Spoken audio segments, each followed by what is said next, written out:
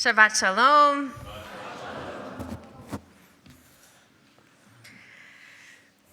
When we are faced with loss, when we are in grief, our tradition teaches us to lean into gratitude.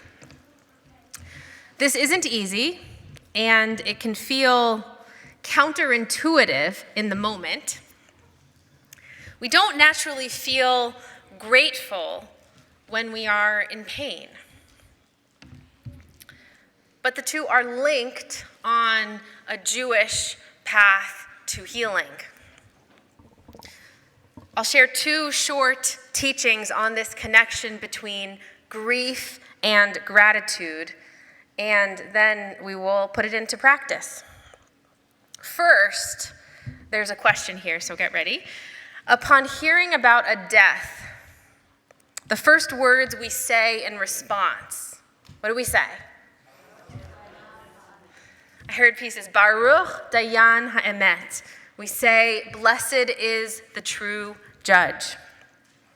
It's short for the full blessing, which mourners say, which would be Baruch Atah Adonai Eloheinu Melech HaOlam Dayan Ha'emet. We say a blessing over death? Is that surprising to anyone else? I saw some hands, nice. Ezra, your friends in the back are paying attention.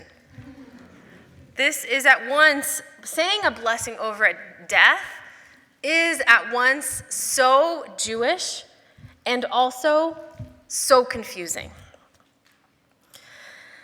At a time when we might not know what to say, when we might not yet know how we feel if we are the mourners, or we might not know how to comfort the mourners, we say a blessing. This death blessing is found in ancient rabbinic law. The Mishnah teaches ve'al habesorot hatovot, and for good news like rain, Omer Baruch Hatov ve'hametiv.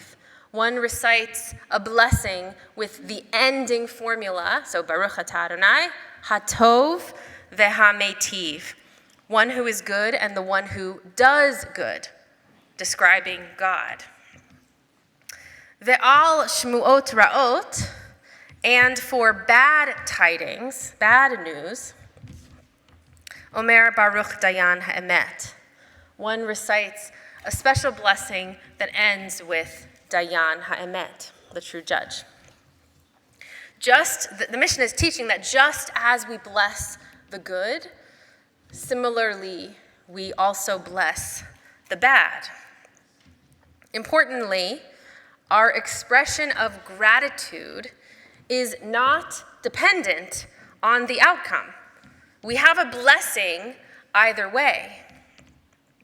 We work towards acceptance of the reality that this world is complicated and changing, and it is almost never all good, and it is almost never all bad. And we don't get to understand everything, which is hard. Gratitude is, in this sense, an unassuming and humble kind of emotion. Understanding is not a prerequisite to gratitude. As we read in the Mishnah, there's a blessing either way. So exactly when we would expect to feel the most intense doubt or anger, that is exactly when we intentionally express gratitude. When we hear that someone has died, we say a blessing. Baruch Dayan Ha'emet.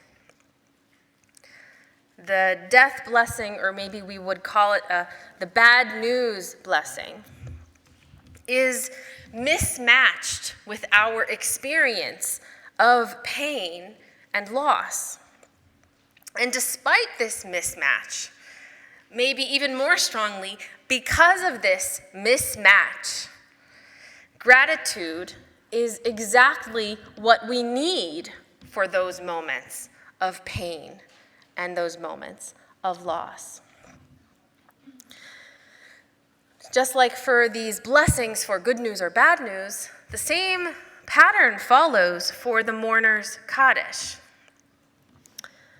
What is it's in Aramaic, it's hard to understand, even for those of us who might know some Hebrew.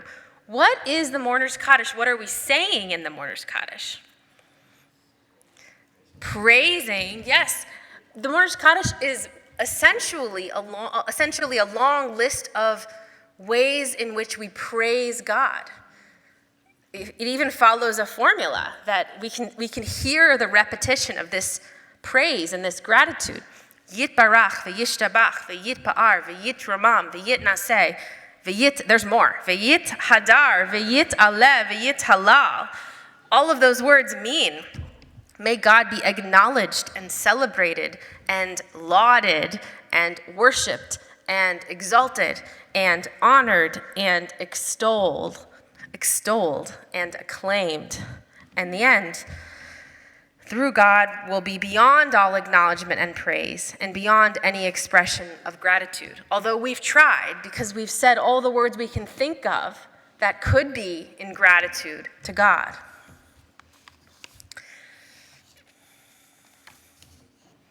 So the first teaching from our tradition, from the blessings, from our liturgy, is that when we have a loss, our immediate response is to bless and to express gratitude. Second connection between grief and gratitude is our tradition to bring food to a Shiva house. So why do we do this? Of course, to be kind. We want to, the mourners need food. We imagine they might not be ready to prepare it in that moment or be able to, and they shouldn't have to. So we prepare food and we bring food to the Shiva house. What else happens when we give someone food that we've prepared? What might they say or feel in response? Gratitude. Thank you. I didn't plant this morning. They might feel gratitude. And so we are setting up a social interaction that not only takes care of mourners, but also evokes in them the feeling of gratitude. That this tradition to offer food to mourners, this is a little aside, but it's great, so I'm going to include it. This makes a cameo appearance in this week's Parsha. It's an interpretive midrash, so it doesn't quite work with the chronology of the story. But if you go with it, it's worth it.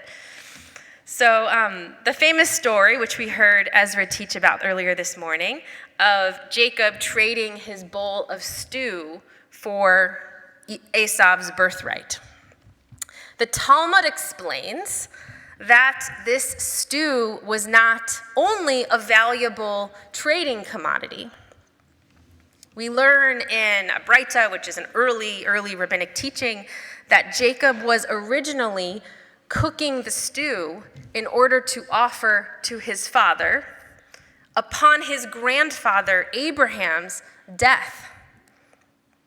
So I'll read the Braita and think about that, because there are a lot of layers there. On that day, on the day when Jacob was cooking the stew that he ultimately traded for the birthright, Abraham, Jacob's father, had died. That was the same day.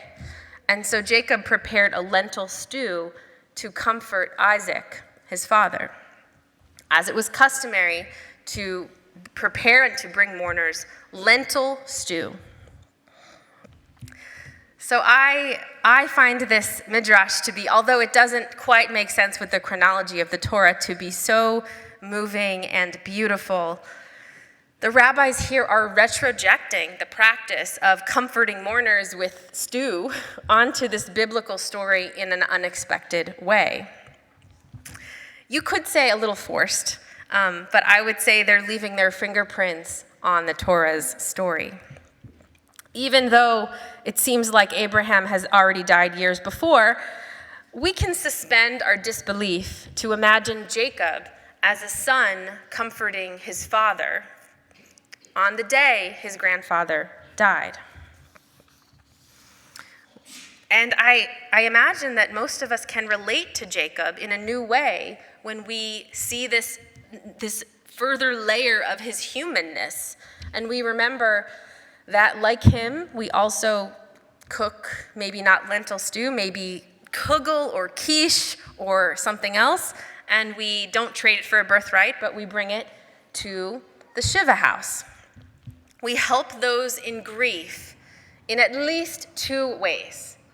First, by offering them food, which they need, and second, by through our act of service, through our kindness, by evoking in them this healing emotion, this feeling of gratitude. So now I invite us to put into practice the wisdom from our tradition that we begin to heal from grief by leaning into and practicing and feeling as much gratitude as we can.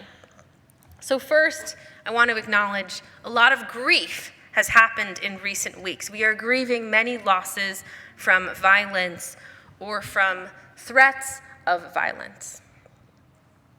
Almost 2 weeks ago, our community woke up to hateful, threatening, anti-Semitic graffiti near the Bethesda trolley trail path, on the path. So close to home, both literally and emotionally. The imagery depicted human figures hanging from a noose, and alongside the words were "No mercy for Jews." Really devastating. Earlier this month, New Jersey synagogues were threatened, leading many to shift to an all-online gathering services for a few weeks. Instead of out of fear of COVID, they shifted online out of fear of this violence. And last week in New York City, 2 armed men threatened to attack a synagogue, and they were arrested in Penn Station, which is just 2 blocks away from my previous congregation in Manhattan. Thank God no one was physically harmed in New Jersey or in New York, but we were all harmed in a different way. When we are targeted for who we are, when violence is carried out against us by action or by threat, we lose some of our sense of safety and security. Among the many emotions we might feel is grief. We grieve when students are shot in school, as happened at the University of Virginia earlier this month, when students are killed by gun violence in a place where they should have felt safe, at school. When employees are killed at work, as they were this past Tuesday evening at a Walmart in Chesapeake, we grieve. When people are targeted where they should feel most safe, in school, in the places where they gather to work or to celebrate who they are, like a synagogue or like an LGBTQ club, we grieve. Last weekend in Colorado, 5 people were killed and many more were injured at Club Q. We also had the tragedy, which I mentioned earlier during our prayer for Israel, of 2 terror attacks in Jerusalem this week, which killed a 16-year-old yeshiva student and injured many more. We are heartbroken for a world that is still filled with hatred toward minority groups, including Jewish people and including LGBTQ people and including all sorts of other people for all sorts of other of their identities. We grieve for the most recent victims of hatred, and we grieve for the way that this violence affects all of us. So how can we meet this grief with gratitude? We're going to try. I am so grateful that no one was physically harmed by the threats to the synagogues in New Jersey or in New York. I am so grateful that after the mass shooting at Club Q, the LGBTQ bar in Colorado Springs, that the community gathered on the steps of City Hall for a ceremony displaying pride flags. I'm so grateful that the annual Club Q Thanksgiving dinner, which had been planned but could no longer be held at their location, I'm so grateful that a local church hosted them, comforting mourners with food, as our tradition teaches was Jacob's intention when he first began cooking that stew. I am grateful that in response to the vandalism we experienced here in Bethesda, our community gathered that very evening. I am grateful that this past week we held our annual Interfaith Thanksgiving service, focused on the theme of unity against hate. We filled this sanctuary, even more filled than we are this morning, with our Bethel congregation, with members of Bethesda United Methodist Church across the street. I pointed that way, but I guess it's that way, as well as other local community leaders. We gathered in song and prayer and presence, and I am grateful that I was here and that many of you were here. We respond to bad news with immediate blessing, as in the tradition to recite Baruch Dayan Ha'emet. And we recite a long list of blessings that constitute the mourner's Kaddish after we've had a loss. We respond to tragedy with acts of kindness and pride and connection, as the church did in Colorado Springs and as we did here in Bethesda.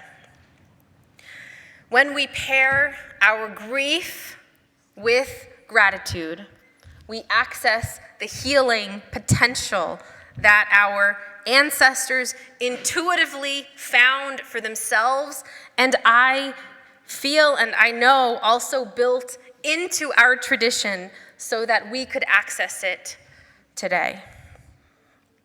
Grief and gratitude. Shabbat Shalom.